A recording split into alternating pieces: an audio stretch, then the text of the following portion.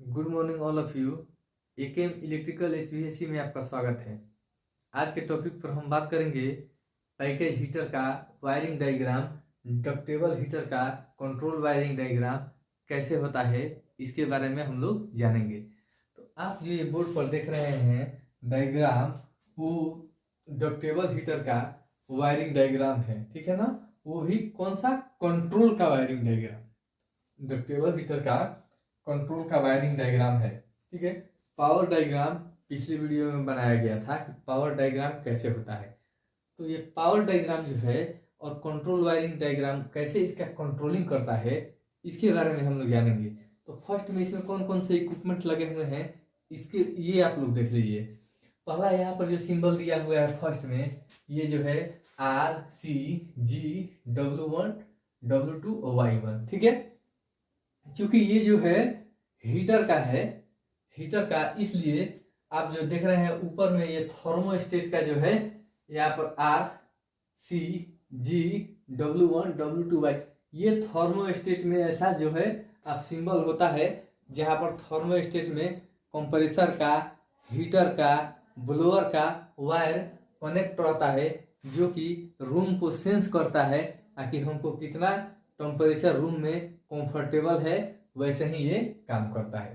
तो इसमें जो है थर्मोस्टेट में अभी जो है हम लोग किसका बना रहे हैं, यानी कि हीटर का, ठीक है ना। अब पिछले वीडियो में सबका कूलिंग का भी बनाया गया था, कूलिंग में कैसे काम करता है ये। अब हीटिंग में, चूंकि सर्दी का मौसम है और सर्दी के मौसम में जो है लोग हीटर चलाते हैं, ज़्यादा लोग हीटर पसंद करते हैं।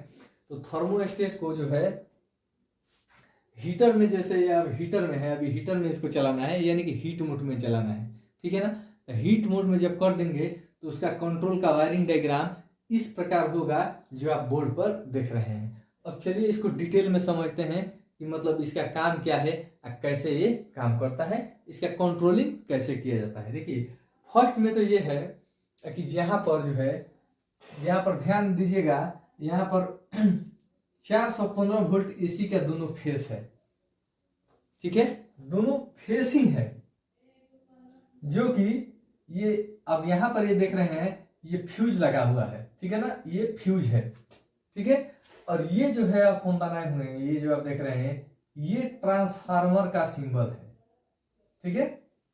तो पावर जो है हमारे ट्रांसफार्मर से गुजरेगी और जब आउट होगी, यानी कि बाहर ट्रांसफार्मर से आउट होती है, तो ये जो है यहाँ पर 24 वोल्ट प्लस पॉजिटिव, ठीक है ना, यानी कि फेस, और 24 वोल्ट निगेटिव यानी कि न्यूट्रल, ठीक है ना। प्लस और ये माइनस, ज्यादातर प्लस माइनस से फेस और न्यूट्रल को मतलब आप लोग जानते होंगे, सभी लोग जानते हैं, ठीक है।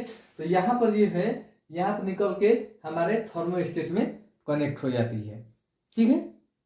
अब देखिए थर्मोस्टेट में कनेक्ट हो जाती है, तो थर्मोस्टेट से, ठीक है ना, यहाँ पर पास में से एक लूप हम न्यूट्रल का लेके आए हुए हैं। ये जो है न्यूट्रल का आया है, ठीक है, ठीक है, ये न्यूट्रल का हमारा वायर है, ठीक है। अब देखिए ये पूरा न्यूट्रल का वायर चल रहा है, ठीक है, न्यूट्रल का वायर चल रहा है, ठीक है। न्यूट्रल का यानी कि इसमें न्यूट्रल का पावर सप्लाई 24 वोल्ट है। देखिए पावर सप्लाई 24 वोल्ट ही है माइनस में।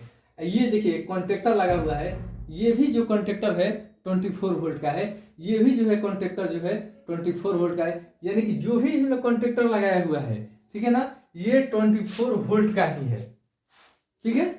अब देखिए यहाँ पर फर्स्ट में पावर सप्लाई चल रहा है, यहाँ पर थर्मोस्टेट में जैसे ब्लोअर का जो है, ब्लोअर को कनेक्ट करते हैं थर्मोस्टेट पर, कहाँ? ग्रीन में, तो उसका सिंबल यहाँ पर ग्रीन जी से दिया हुआ है, और जी में यहाँ पर ब्लोअर का, ठीक है, कनेक्शन यहाँ पर इसका ये दिया हुआ है, यानी कि जब सेंस करेगा थर्मोस्टेट तो जी को सप्लाई देगा और जो है हमारा ब्लोअर स्टार्ट होगी। तो उसके बाद से जो लगा हुआ है ये सिंबल जो देख रहा है, ये ओवरलोड रिले, ठीक है, ये ओवरलोड रिले का है, ठीक है ना, ओवरलोड रिले का है। तो ओवरलोड रिले से यहाँ पर कॉन्ट्रेक्टर कॉइल A1 A2 पर यहाँ पर न्यूट्रल है, यानी कि इधर से फेस इधर से न्यूट्रल, यानी कि अगर सप्लाई यहाँ पर मिल रहा है तो ये हमारा ब्लोअर स्टार्ट रहेगा, ठीक है, तो ब्लोअर स्टार्ट रहेगा। देखिए क्योंकि पहले बताया गया था कि जब ब्लोअर स्टार्ट होगा तभी हीटर चलेगा। ठीक है, अगर ब्लोअर स्टार्ट नहीं होता है तो हीटर नहीं चलेगा। क्यों नहीं चलेगा आगे इस वीडियो में देखिए।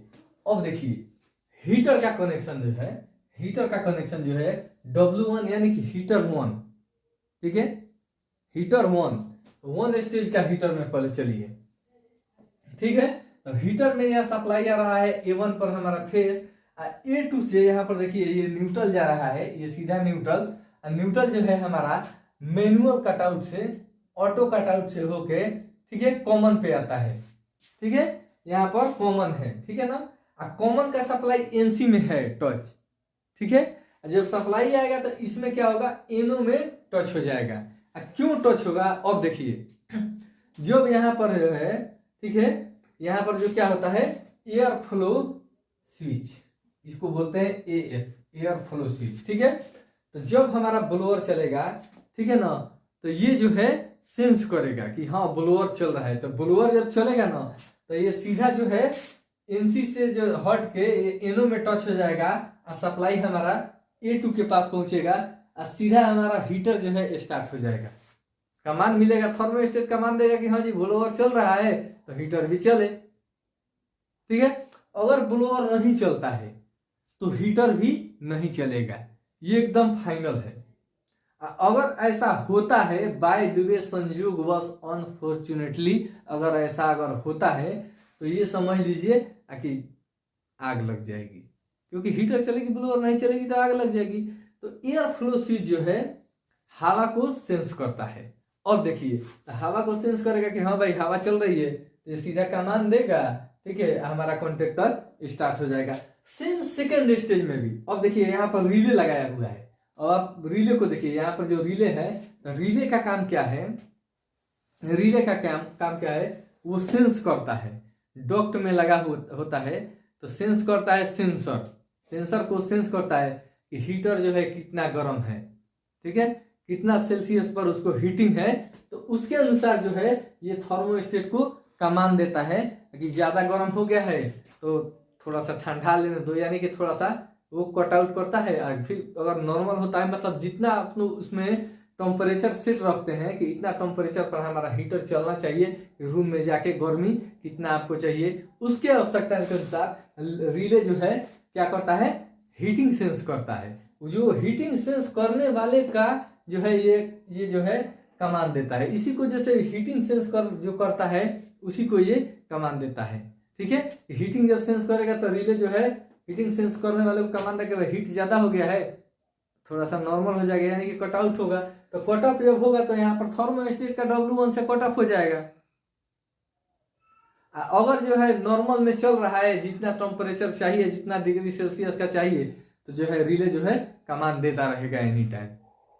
तो ये जो है हमारा थर्मोस्टेट का हीटर का कंट्रोल डायग्राम यहाँ पर ऐसे काम करता है। ठीक है, अगले वीडियो में हम कुछ नया लेकर आएंगे और आपको जो जिस प्रकार का जो भी ITI कर रहे हैं, चाहे जो भी हमारे टेक्नीशियन है, ITI करने वाले स्टूडेंट हैं, अगर आप हमारे चैनल को देख रहे हैं तो हमारे चैनल को जो है सब्सक्राइब कीजिए, वीडियो को लाइक जरूर कीजिए और ज़्यादा से ज़्यादा शेयर कीजिए। Thank you for watching my video.